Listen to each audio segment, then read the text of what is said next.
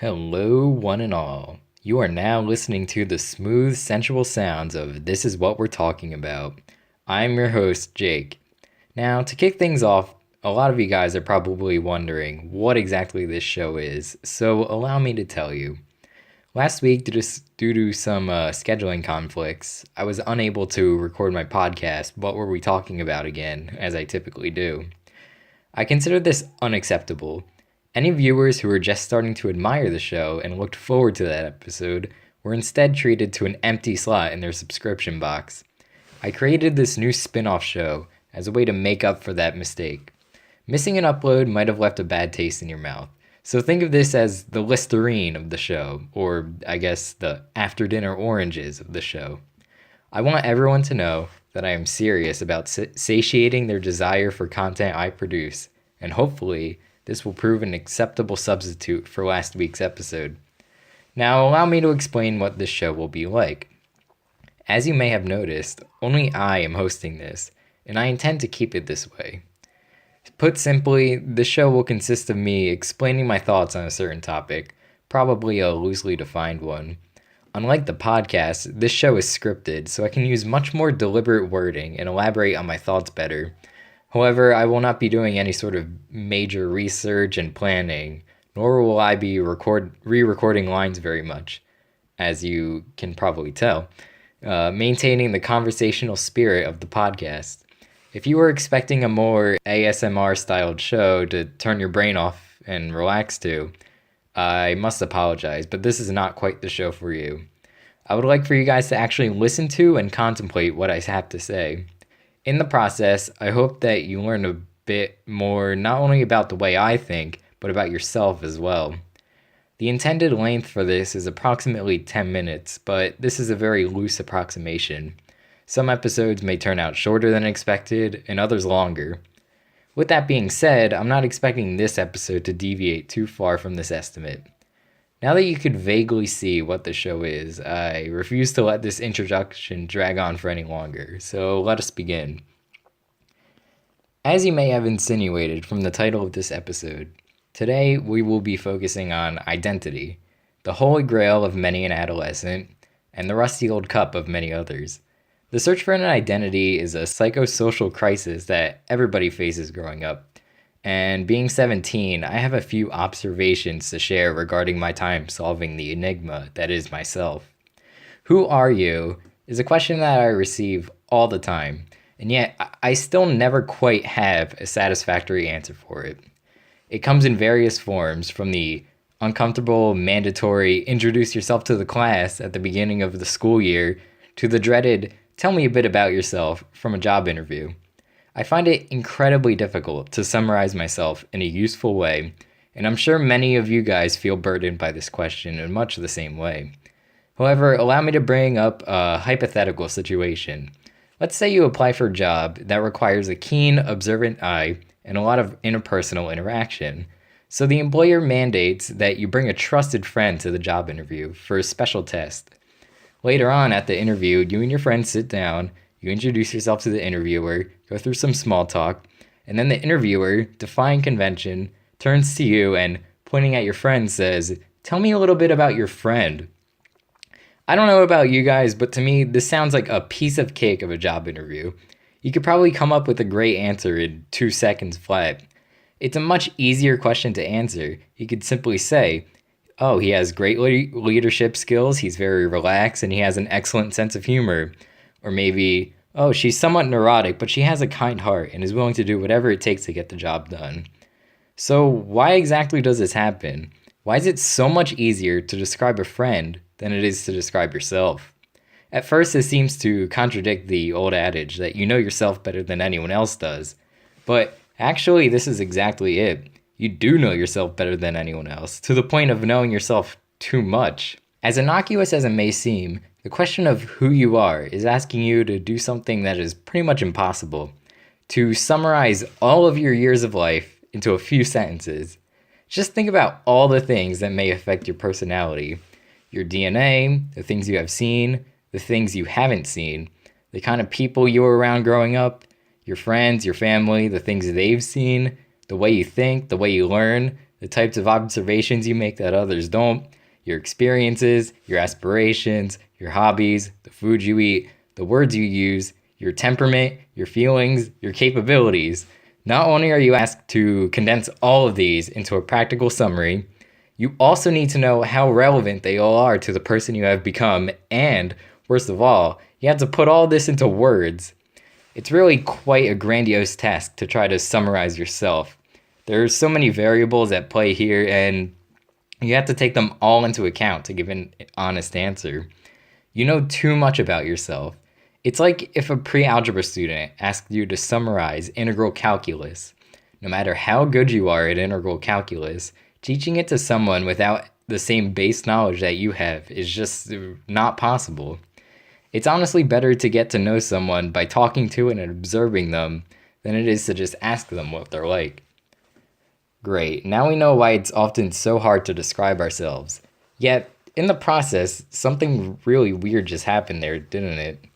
Recall our friend from earlier who we had such an easy time describing. How is that even possible?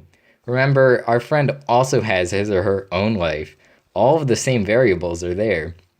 We should need to take all of those into account to give a true answer, but it simply can't be done.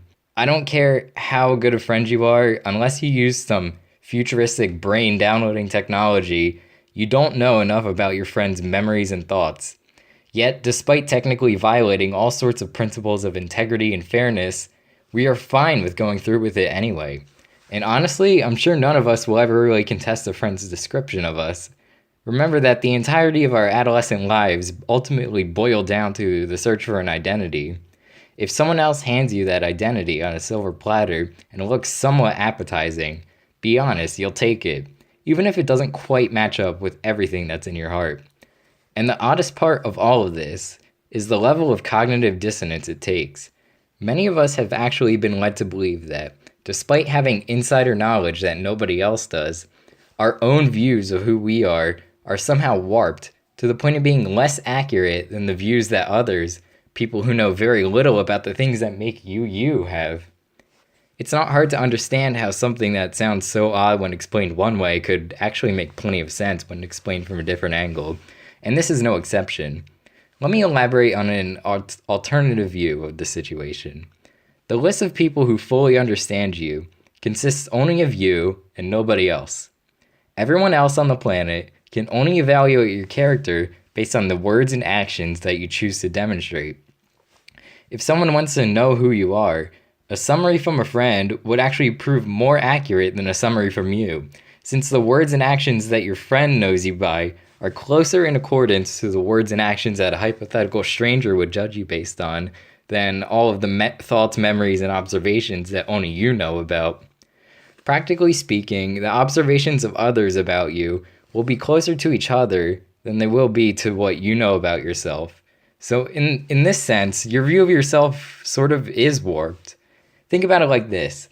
Even if you're a hawk, if every one of the other 7 billion people on the planet sees you as an eagle, then for all intents and purposes, you're an eagle. The rest of the world doesn't need to cater to your perspective. But is this really a fair position to apply to personal identity, or is it too dishonest? After all, conventional knowledge has historically been proven wrong before. A few years ago, you probably would have heard me singing praise to the latter approach, not only because it's more practical, but also because it opposes the very obnoxious self-mischaracterizations that I see all the time. However, as of late, I think I've come to acknowledge that defining who other people are for them is often more dangerous than it's worth. To explain why, I'm going to use a bit of an unorthodox example from history class last year, the Kent State Massacre. For those uninitiated, the Kent State Massacre was a tragic incident that occurred during May of 1970, wherein a crowd of university students who were merely exercising their First Amendment rights by protesting the involvement of the United States in the Vietnam War was aggressively confronted by the Ohio National Guard. The Guard fired shots into the unarmed crowd, resulting in the untimely deaths of 2 innocent college students. The incident is a prime example of the unjust treatment of protesters in the modern age, and was one of the things that led to public opinion turning against the war. Or at least, this is the story you might have heard. Let me provide a few additional details that may impact your outlook on this incident a bit. For a group of people protesting a war, these people were strangely unwilling to protest peacefully. Before the National Guard came in, protesters were breaking windows of storefronts and of a bank, throwing beer bottles at police cars, and just generally causing a bunch of destructive havoc. They even set the ROTC building at the local school afire, and then, in addition to tossing stones at police officers and firemen who tried to put it out, slashed fire hoses, so several more fire engines had to be called in. This should be enough proof that your impressions of people can be wrong. Given the story I heard, I'd have certainly thought them a peace-loving group of individuals, but evidently they're not. However, there's another group of people I'd like you to consider here: the members of the Ohio National Guard. Ladies and gentlemen, I pose this question to you. Are the actions of the members of the Ohio National Guard justifiable? Some of you may say yes because of the details I just provided of how violently the protesters were acting. Others may say no, because regardless of the actions of a few protesters, firing into an unarmed crowd is wrong. But guess what? Both groups of you guys just fell into my trap. One little factoid you may have forgotten is that the Ohio National Guard is not a hive mind.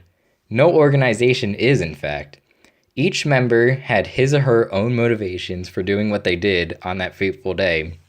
Some of them may have genuinely believed in the cause that they fought for and thought ill of the protesters. Others may have simply been following orders. Also consider that many of these officers weren't very much older than the students, and a few had no prior field experience. Wouldn't you be a little bit nervous in such an intense situation, and maybe find making heavy moral decisions a little bit more difficult than usual? And while we're at it, who is to say a few officers didn't actually agree with the protesters and only followed orders because of social pressure from all the other Guard members? I can't claim to know, and to be frank, neither can you. Nobody has the grounds to claim they know why the officers did what they did, except for they themselves. And herein lies the problem with humans. We are so incredibly quick to generalize and assume we know people. And it's not really a flaw per se. Generalizing is typically an excellent survival strategy, and it minimizes the amount of energy the brain needs to expend to analyze a scenario. And quite a large fraction of the time, it actually proves correct. The issue only comes forth when we encounter the one thing in the world that is too complex to generalize about: other people. I see it happening all the time. People saying things like, everybody who supports this candidate is a bigot, or everyone who supports this candidate hates capitalism, or everyone who supports this bill doesn't understand how the economy works. People make these unfair assumptions because they think they're right, and they see some not-so-bright people supporting the opposite opinion. So therefore, all people who disagree must also think that same way. It doesn't need to be political either. Haven't you heard people saying things like, if you don't like 21 Pilots, you have bad taste in music? Or maybe the more topical, people who make jokes about the Holocaust are all just trying way too hard to be edgy. In actuality, as hard as it may be for you to believe, there are people who have an opinion different from your own, and also logically sound arguments to back them up. Being a lover of watching internet arguments, I'll often see situations on Twitter or on forums that go a little bit like this.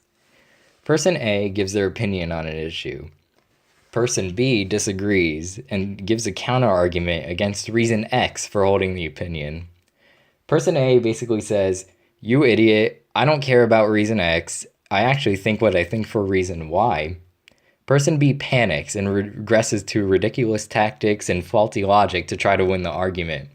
But the attempts are futile, and Person A walks away the victor. Let's analyze what's happened here.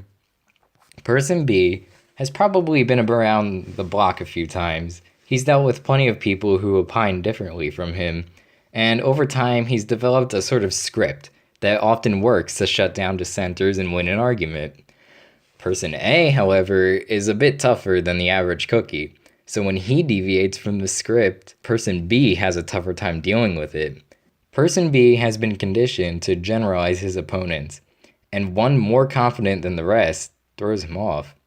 The thing is that, as critical as I'm being of person B, we all do this all the time. I've probably done it a few times in this very episode. Even you, the person who is thinking, no, I don't, have done it. You might even be doing it to me as I speak.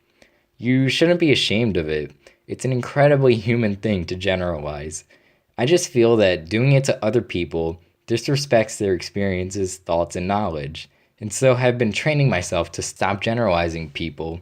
It's harder than it should be, though. See, recall once more that adolescents often struggle to find their identity. In the process of finding their identity, many will try to, instead of embracing their own, squeeze into a pre-made one. Take, for instance, anyone who has gone through a goth phase, or a skater phase, or a hippie phase. These groups are often viewed as counterculture, but for the people who've joined them, they actually function as just the opposite.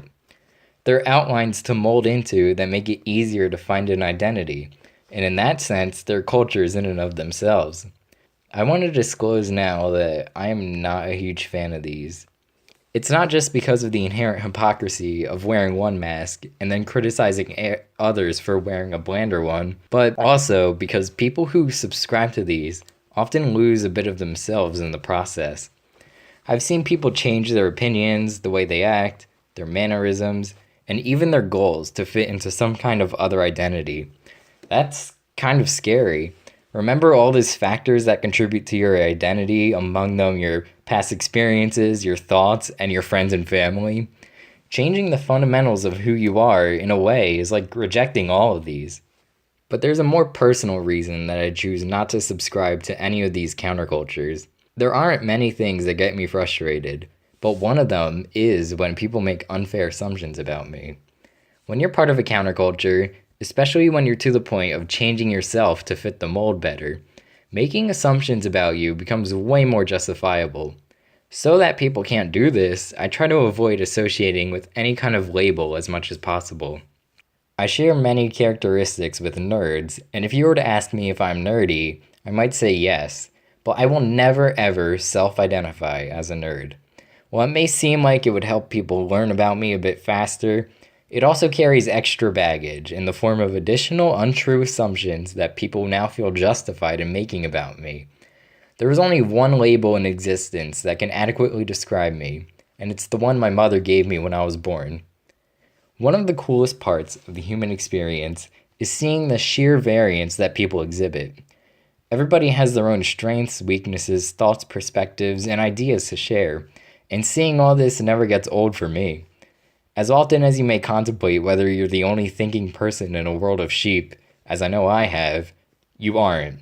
In fact, this couldn't be further from the truth. We all have a bunch of characteristics and attributes that have contributed to the people we are today, and the opinions we have. And ultimately, it's the fact that we have all these things making us different that makes us all the same. Thank you very much for listening to this episode of This Is What We're Talking About. If you liked what you heard today, let me know by hitting that thumbs up button or by subscribing to the channel. Be sure to listen to the main show, What Were We Talking About Again, as well. In the comments, I'd like you to discuss what you heard today. Do you agree with what I have to say, or am I off base? What other thoughts do you have on this subject? I want to hear it all. Thanks again for listening, and I hope you have a safe week.